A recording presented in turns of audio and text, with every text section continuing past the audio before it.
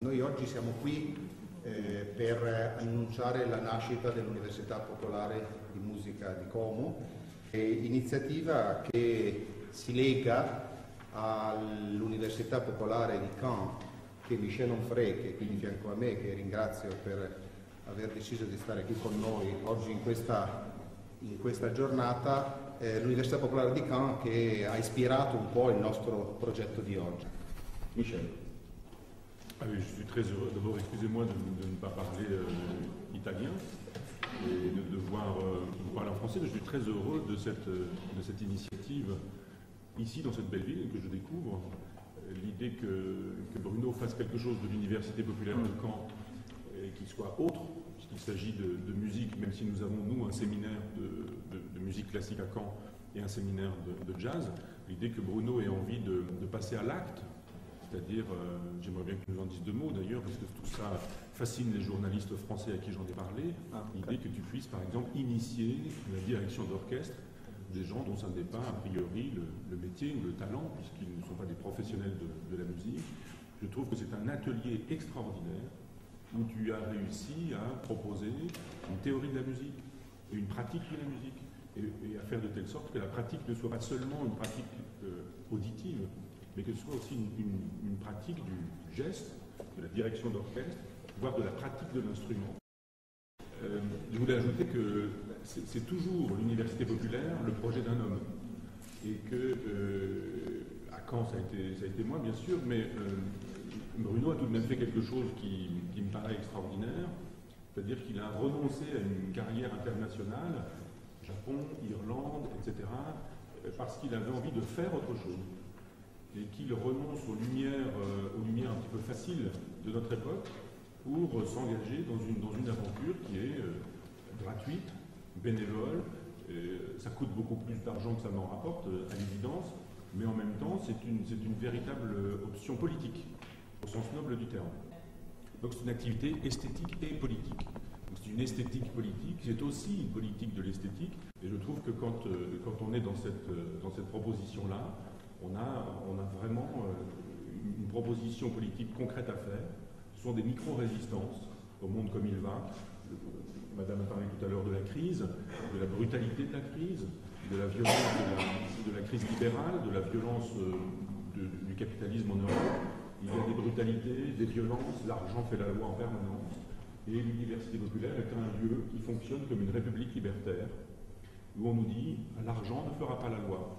Le profit ne fera pas la loi. On n'est pas dans une perspective de libéralisme où le marché pourrait faire la loi. On considère que ce qui fait la loi, c'est le savoir, c'est le partage du savoir, c'est le pouvoir du savoir.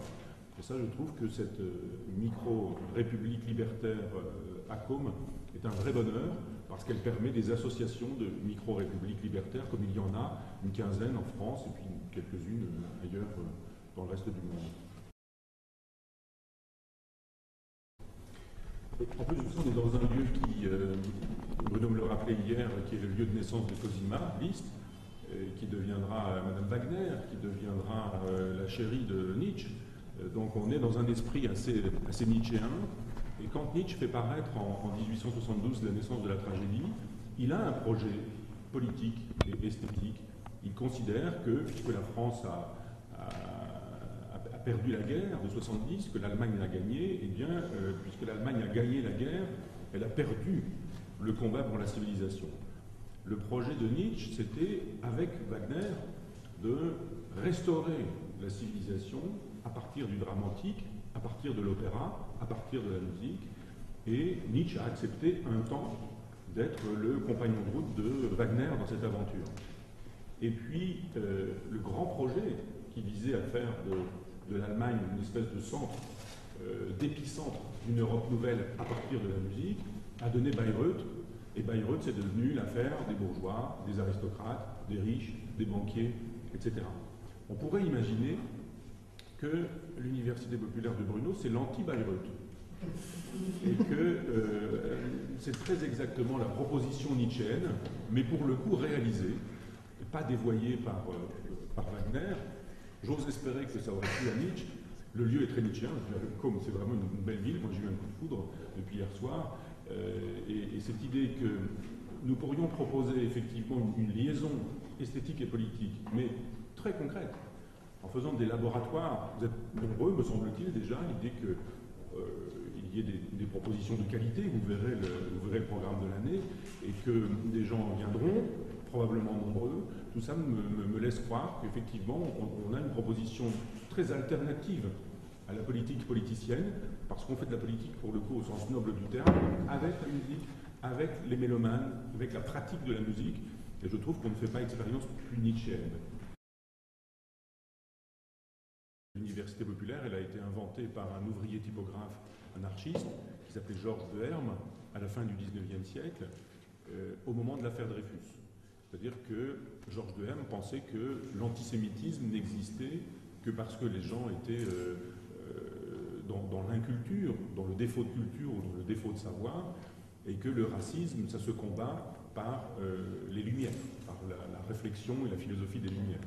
Donc il y a une longue tradition des universités populaires, plus d'un siècle. Simplement, ce que j'ai souhaité à Caen, et ce que Bruno veut aussi faire ici, c'est une université populaire totalement gratuite. Parce qu'il y a des universités populaires où on paye pour s'inscrire. Moi, je ne souhaite pas qu'on puisse débourser un seul euro. C'est une question de symbole.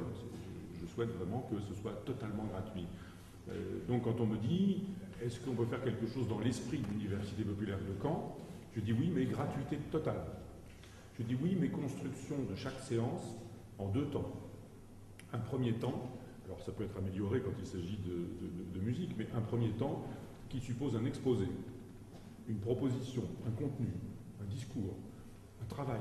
On a travaillé quand on fait cette première heure. Et puis une deuxième heure qui est le temps du débat, de la réflexion, de l'échange avec le public. Donc si on a la gratuité, la présentation d'un contenu, le commentaire de ce contenu, alors on peut parler d'université populaire.